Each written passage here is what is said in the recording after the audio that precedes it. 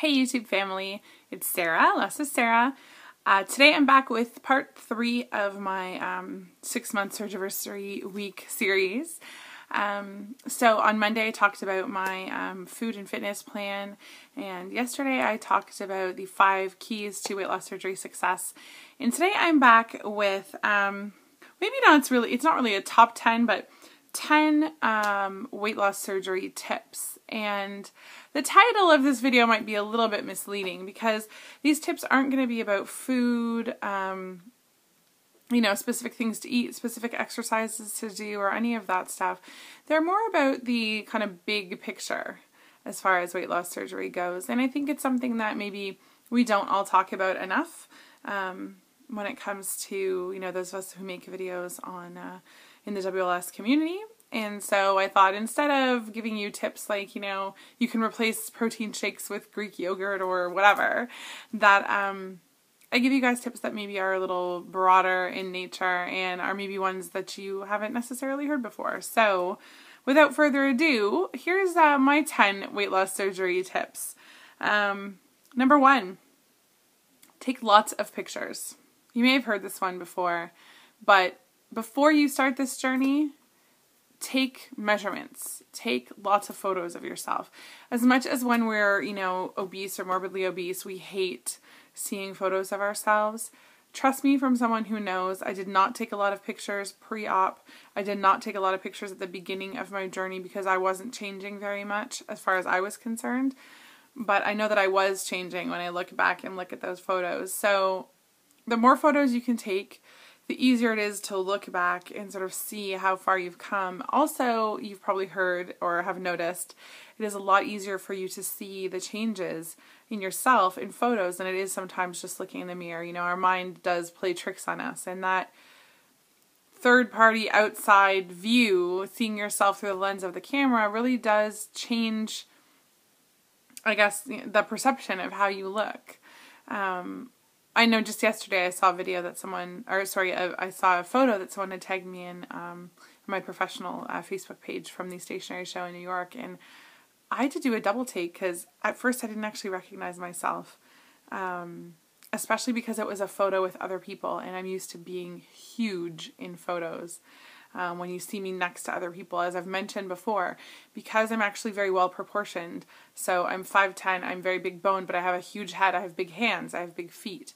In photos when I'm alone, I actually think I look smaller than I really look in real life. When you see me in photos next to other people, then you get more of an idea. And this was a photo like that. Now it was only a photo from like the chest up, but yeah, like I didn't recognize my own face in this photo, and it was a pretty powerful experience. So that said, definitely take as many photos as you can because it's great to be able to look back on them and see how far you've come on this journey. Number 2 is keep at least one piece of pre-op clothing. I know the only thing that I've kept is the shirt and capri pants that I was wearing in my pre-op photos the day before surgery when I was in Mexicali. And I have those in my closet. And actually at our support group meeting, we had a potluck not this past Saturday, but the one before. And some people brought, an article of clothing from their pre-op days, and we put them on over our existing clothes just to show the difference. And I hadn't put that shirt on in a while, and even I was amazed by how big it was. Even just holding it up and looking at it, it just looks huge. Again, it's a really powerful reminder of how far you've come on this journey, and sometimes we focus a lot on how far we still have to go, but we do need to celebrate how far we've come, and that's a great way of doing it. And it's always awesome to see people when they get to goal, or when they're doing their 1 year Surgiversary video, and they're like, both legs in one leg of their old pants or whatever. So you do want to make sure that you keep at least one article of clothing. Usually for most people it would be pants, but keep a few things, or keep things, keep what you went to the hospital in or what you came home in, because it is a powerful reminder for you on this journey. Number 3, find friends to help keep you accountable. I think this is a really important tip. This journey is difficult, and it's difficult to stay on track, and it's difficult to stay accountable when it's just you. the best thing that you can do for yourself is to either find people who are local, find people online. Again, it could be YouTubers, it could be Facebook, it could be a support group, it could be from an online forum or community like Obesity Help or similar. But find a core group of people who you can be accountable to, who you can check in with, who you know are going to keep you on track. For me, that's my bitches. That's Jen, Julie, Sue, and Nikki, and we do kind of keep each other in line. We talk about what we're eating, and we talk about what's going on, and we've promised each other we're not going to leave anybody behind. We're not going to let anybody fall off the wagon. We're going to be there for each other. And I think it's a really positive thing for anyone to do, even if it's just one person that you can call anytime or email anytime and say, I'm struggling, I need help, I need, a different viewpoint, I need encouragement, whatever it is. Apart from just having support in general, it's amazing to have some kind of accountability to someone. Even if it's just YouTube viewers, I know I definitely feel accountability to you guys. I feel like I don't want to have to make a video where I come on and talk about how, I ate ice cream every day for a week or how I've gained or whatever it is. I don't want to do that. I feel accountable to you guys to be successful. And so just that for me is a great motivator on this journey. Number 4, speaking of motivation, is figure out what motivates you and take advantage of it. So motivation can be hard to come by. Your motivation can flag at times. I think it happens to everyone. But for everyone, I think there's something that really motivates them to continue on this journey, to strive further, to work harder. It may be thinking back to what made you have surgery in the first place. And maybe that's the thing that you need to hang on to or to motivate you. For some people, it might be a gold outfit or gold shoes like I have. And you pull them out and you look at them and you go, I know my gold shoes, I still can't really, I can wear them, but they're a little bit small still. I can't walk in them very well. I can't, wear them for very long. But every time I put them on, they're a little bit looser. I can walk in them a little bit better. So I'm getting there. And that's something that motivates me because I love shoes. It could be clothing. It might be even making something like a vision board with the clothing and the outfits that you want to be able to wear, or the shoes you want to be able to wear, or the things that you want to be able to do. If you felt held back from doing things, whether it's skydiving like Corey J. Cook, or zip lining, or whatever it is, sitting in tiny chairs, you can put those on your vision board too, or you can just think about those things when you need encouragement and you need motivation. So find out what it is that motivates you and then exploit that to help you along. Number 5 is about fitness, and it's find a fitness activity that you love doing and then keep trying new things. So the first thing you want to do is figure out, what do you like doing? Because if you don't like doing it, you won't continue to do it. Simple as that. I mean, most people are not going to want to make a change in their life to do something they don't like. As an example, I've said it before, I'm not a big fan of running. And so I don't try and force myself to run. That's not the cardio activity that I choose. I choose to do other things that I like better. I choose to do Zumba, dancing, aerobics. Even the treadmill doesn't bother me. I really like lifting weights, so I definitely, choose to focus on lifting as well.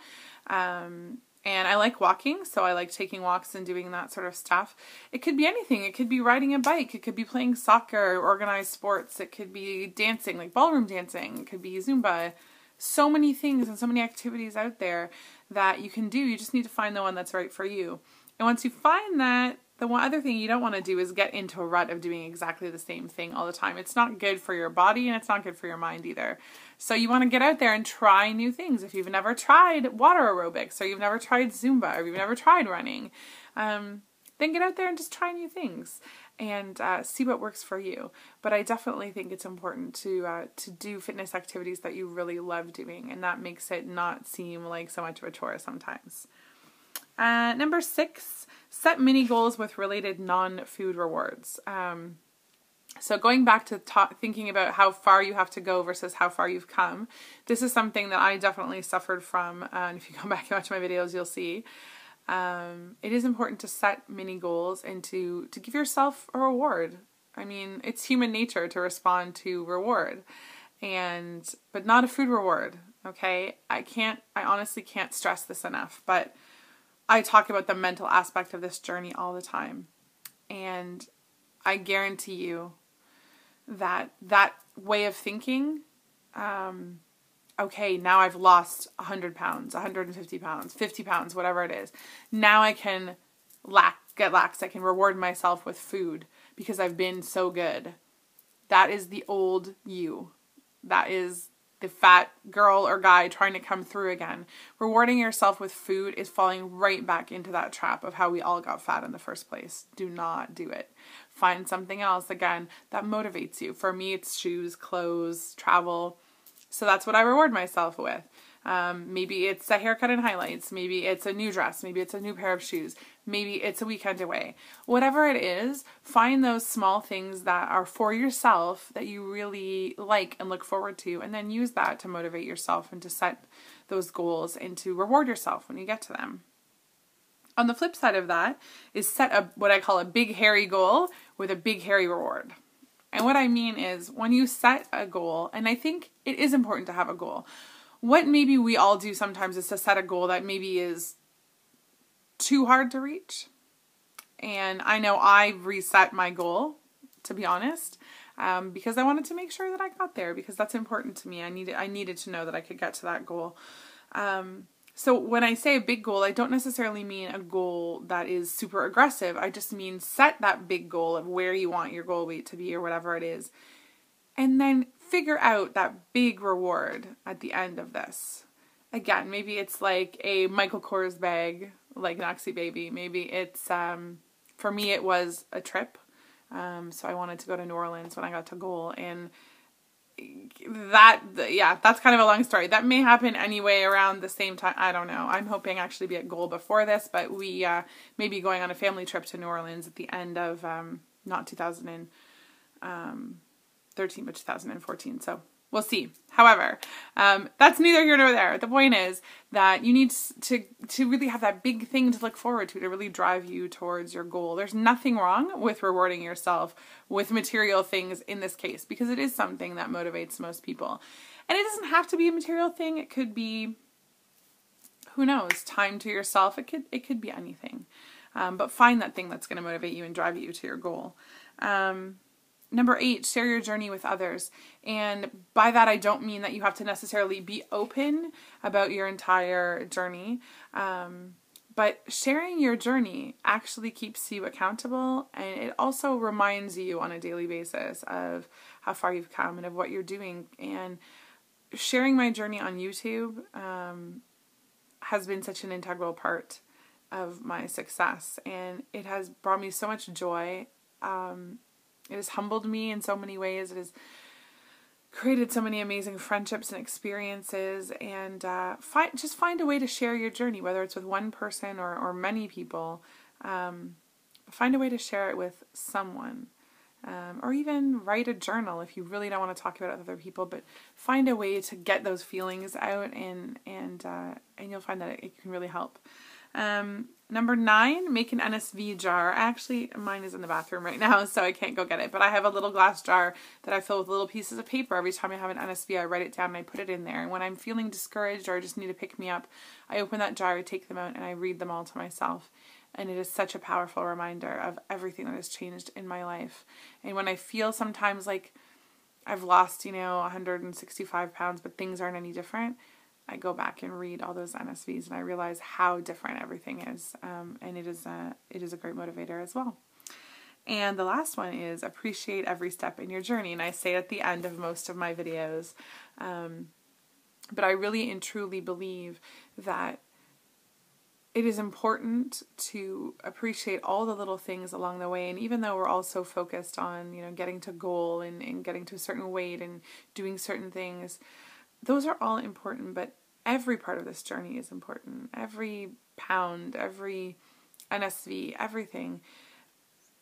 sometimes I think we just let it pass us by because we all think it's like a race and we just have to get there as soon as we can. But this is like everything else in life. It's a learning experience, and the way that you can learn from it is to take in every moment. So that's my 10 weight loss surgery tips. I hope you guys enjoyed them, and I will be back tomorrow with my actual 6-month update because tomorrow is my 6-month surgery. I'll see you guys then. Bye!